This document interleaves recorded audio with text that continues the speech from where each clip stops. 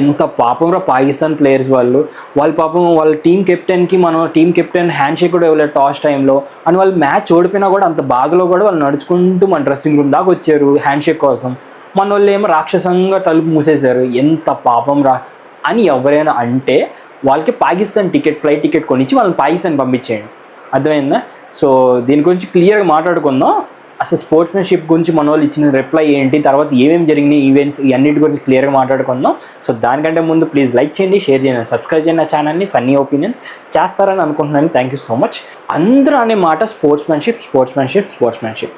దీనికి ఒకే ఒక ఆన్సర్ మన సూర్యకుమార్ యాదవ్ గారు స్లిప్పర్ షాట్ ఇచ్చారు. ఏంటిదంటే అది ప్యాట్రోటిజం స్పోర్ట్స్మెన్షిప్ కన్నా పైన ఉంటుంది. మాకు కొన్ని రెస్పెక్ట్ ఇస్తాం, వాళ్ళకి కొన్ని రెస్పెక్ట్ ఉంటుంది. మాకు కంట్రీ ఫస్ట్, క్రికెట్ కాదు ఏమీ కాదు, మాకు వచ్చేది ముందు కంట్రీ, ఆర్మ్ ఫోర్సెస్కి మేము ఇచ్చిన రెస్పెక్ట్ అది అని చెప్పేసి ఆయన ఇచ్చిన స్టేట్మెంట్ నాకు చాలా బాగా నచ్చింది. అండ్ వీళ్ళకంట హ్యాండ్ షేక్ లేదంటే హ్యాండ్ షేక్ మొత్తుకుంటున్నారు. వీళ్ళు ఏం చేస్తున్నారంటే they are trying to cover ఓడిపోయిన మ్యాచ్ని ఈ హ్యాండ్ షేక్ అనే కాంట్రవర్సీతో ముందు పెట్టేసి ఓడిపోయిన మ్యాచ్ని వీళ్ళు వెనక్కి పెట్టేశారు. వాళ్ళు క్లియర్గా 7 వికెట్స్తో ఓడిపోయారు. అది ఎవ్వరు మాట్లాడట్లా. ఇప్పుడు మాట్లాడుతున్నంత హ్యాండ్ షేక్ గురించి. హ్యాండ్ షేక్ అనేది రూల్ కాదండి. హ్యాండ్ షేక్ అనేది గెస్చర్ మాత్రమే.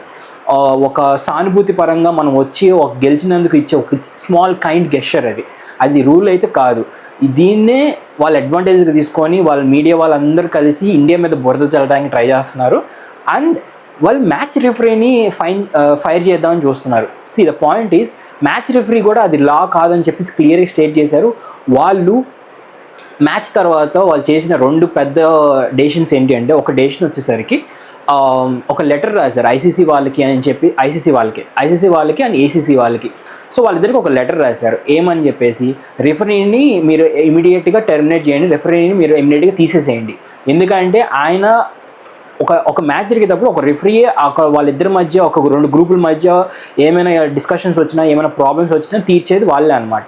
సో ఆయన ఆ హ్యాండ్ షేక్కి ఆయన ఏమి అబ్జెక్షన్ చెప్పలేదు, ఇండియన్ టీంని ఏం అనలేదు, కాబట్టి మీరు రిఫరీని తీసేయని చెప్పేసి ఒక లెటర్ రాశారు.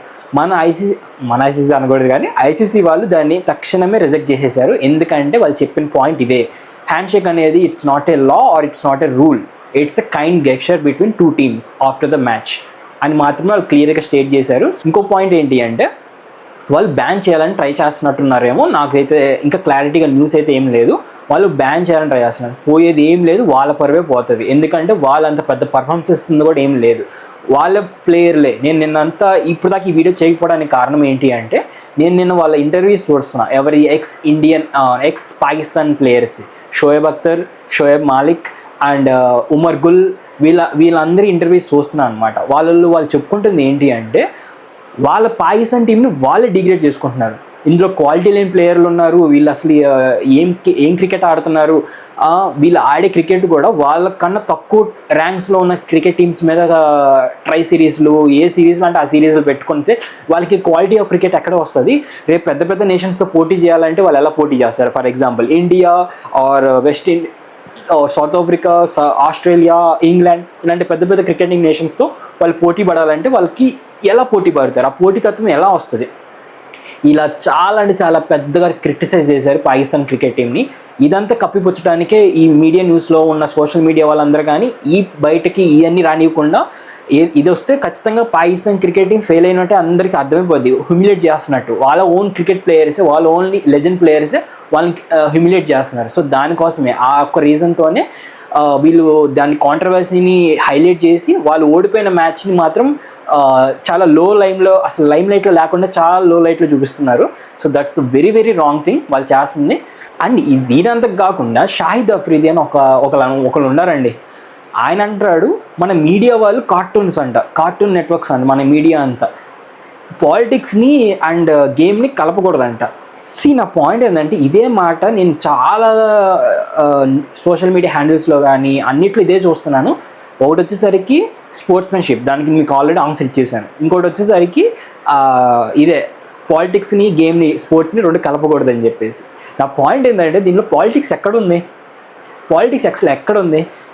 మీరు టెర్రరిస్ట్ అటాక్ చేసినప్పుడు పెహల్గామ్లో అసలు పాలిటిక్స్ లేకుండా గవర్నమెంట్ వాళ్ళు ఈవెన్ అపోజిషన్ గవర్నమెంట్ అందరూ కలిసి కూర్చొని ఒక నిర్ణయంగా ఒక కమిటీ వేసుకొని మీటింగ్ పెట్టుకొని మాట్లాడుకొని జాయింట్గా వాళ్ళు ఒక డెసిషన్ తీసుకున్నారు. గవర్నమెంట్ ఏం చేసినా మేము దానికి రుణపడి ఉంటాం, దానికి మేము సపోర్ట్ చేస్తామని చెప్పి కాంగ్రెస్ వాళ్ళు మిగతా అపోజిషన్ పార్టీస్ అందరూ అన్నారు. అది ఎక్కడ మీకు పాలిటిక్స్ లాగా కనపడుతుంది? There is no politics. మాకు కంట్రీ అహెడ్. క్రికెట్ కన్నా మాకు కంట్రీ ముఖ్యం. కంట్రీ యొక్క ఆర్మ్డ్ ఫోర్సెస్ మాకు ఇంకా ఎక్కువ ముఖ్యం. సో దానికి దీనికి లింక్ అస్సలు సెట్ చేయబాకండి. అస్సలు దానికి ఏంది వర్కౌట్ కూడా అవ్వదు, నేను చెప్తున్నా కదా. సో నేను ఇంకోటి సూపర్ షాట్ ఎవరికి కావాలనుకుంటున్నాను, ఇండియాలో ఉన్న కొంతమంది ఎదవలకి, ఎవరైతే ఈ పాకిస్తాన్ని సపోర్ట్ చేస్తున్నా ఉంటారు కదా వాళ్ళకి, అక్కడ పెహల్గామ్లో మనం చనిపోయిన వాళ్ళ గురించి ఆలోచించండి. ఆర్మ్ ఫోర్సెస్ అక్కడ తర్వాత జరిగిన ఆపరేషన్ సింధూర్లో అక్కడ ప్రాణాలు కోల్పోయిన వాళ్ళ గురించి వాడు ఆలోచించండి. వీటన్నిటి గురించి ఆలోచించి అప్పుడు మాట్లాడండి. సో మీరు స్పోర్ట్స్ని దేన్ని కలపకూడదని ఎవరైతే మనోళ్ళు అంటున్నారో వాళ్ళకి స్లిప్పర్ షాట్ ఏమి ఇవ్వాలి అనుకున్నాను అంటే, ఏషియన్ క్రికెట్ కౌన్సిల్ అనే ఏషియన్ కప్ నిర్వహిస్తున్న ప్రెసిడెంట్ పాకిస్తాన్ అతనికి ఏంటంటే ఇండియన్ పాకిస్తాన్ గేమ్ ఆడితేనే దానికి కొంచెం పాపులారిటీ వస్తుంది, టికెట్స్ వస్తాయి, వాళ్ళకి స్పాన్సర్షిప్స్ వస్తాయి, వాళ్ళకి కొంచెం మనీ వస్తుంది. ఆ కప్పు నిర్వహిస్తున్నందుకు వాళ్ళకి main source of income India versus Pakistan match. So దానికోసం నిర్వహించాలని చెప్పేసి గట్టిగా బలంగా ఫిక్స్ అయ్యి వాళ్ళు బీసీసీఐతో పోరాడి ఒప్పించారు. దానికి బీసీసీఐ వాళ్ళ అఫీషియల్స్ ఎవ్వరు హ్యాండిల్లో మ్యాచ్లో మీరు పార్టిసిపేట్ చేసినట్టు ఎక్కడ కనపడి వాళ్ళు బ్యాన్ చేశారు. ఈవెన్ ప్లేయర్స్ కూడా బ్యాన్ చేయాలని ట్రై చేశారు తప్ప వాళ్ళకి తప్పక వాళ్ళు ఆడారు. అండ్ వాళ్ళు ఎవరికి హ్యాండ్ షేక్ ఇవ్వాలని లేదు. దాని ఏమంటారు, మా ఆట ఏంటంటే, మా కాంపిటేటివ్నెస్ ఏంటంటే క్రికెట్ చూపించడం, క్రికెట్ ఆడేసాం, గెలిచేసాం, అంతే అయిపోయింది, ఇంకా మాకు సంబంధం లేదు అని చెప్పేసి స్లిప్పర్ షాట్ ఇచ్చారు వాళ్ళందరికీ. సో అదే మీకు ఆన్సర్. ఎవరైతే ఈ మాటలు ఎత్తుతున్నారో స్పోర్ట్స్మెన్షిప్ అని చెప్పేసి, పాలిటిక్స్ అండ్ గేమ్ అని చెప్పేసి, లేకపోతే మన వాళ్ళు ఎందుకు ఆడారు అని చెప్పేసి, ఇవే ఆన్సర్స్ వాళ్ళకి. నోరు మూసుకొని పాకిస్తాన్కి వెళ్ళిపోండి. ఎవరైతే మన ఇండియాలో కూర్చొని ఈ మాటలు మాట్లాడుతున్నారో ఆ ఎదవలందరికీ చెప్తున్నాను. So that's it. అదే నా ఒపీనియన్. ఇంకేమైనా మిస్ అయ్యన్నా లేకపోతే ఇంకేమైనా అప్డేట్స్ వచ్చినా నేను నెక్స్ట్ మళ్ళీ ఇంకొక వీడియో చేసి మీకు దానికి చెప్తాను క్లియర్గా. సో ఏమైనా తప్పు మాట్లాడినా లేకపోతే ఏమైనా చెప్పడానికి మిస్ అయినా దాని కమెంట్ బాక్స్లో కమెంట్ చేసి చెప్పండి మీ ఒపీనియన్ని.